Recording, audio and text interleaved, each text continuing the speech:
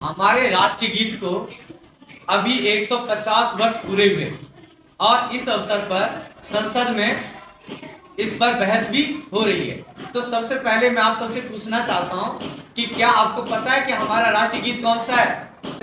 वंदे मातरम। वंदे मातरम हमारा राष्ट्रीय गीत है, ठीक है। और आपको पता होना चाहिए कि जो वंदे मातरम हमारा राष्ट्रीय गीत है, ऐसा माना जाता है कि 1875 ईस्वी में बंकिम चंद्र चट्टोपाध्याय जी के द्वारा ये लिखा गया था और 1882 में पहली बार जब उनकी एक उपन्यास जिसका नाम था आनंद मठ प्रकाशित हुई तो उसमें इस गीत को प्रकाशित किया गया था। आपको यह भी पता होना चाहिए कि पहली बार इस गीत को 1896 ईस्वी में कांग्रेस के कलकत्ता के अधिवेशन में श्री रविंद्रनाथ टैगोर जी के द्वारा गाया गया। उसके बाद जब हमारा देश एक गणराज्य बना, जब भारत एक गणराज्य बना यानी कि रिपब्लिक बना, तो 1950 ईस्वी में वंदे मातरम को हमारे देश का राष्ट्रीय गीत घोषित किया गया।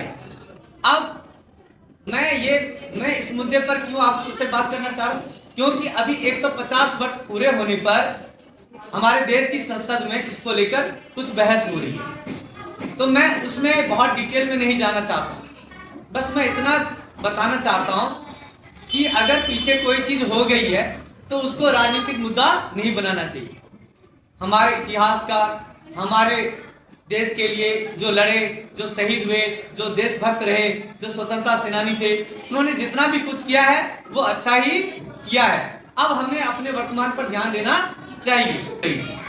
तो इस मुद्दे पर जब अभी संसद में बहस हो रही थी तो हमारे देश के संस्कृति मंत्री, जो कि पूरी पार्टी खुद को देशभक्त कहती है और इस वंदे मातरम को नया टॉपिक लेकर पूरे देश में एक नए तरह की नैरेटिव सेट करने की कोशिश में है, ऐसे में देश का संस्कृति मंत्री हमारे देश के राष्ट्रीय गीत के रचयिता का नाम सही नहीं ले पाए, उनके नाम को सही से नहीं बोल पाए।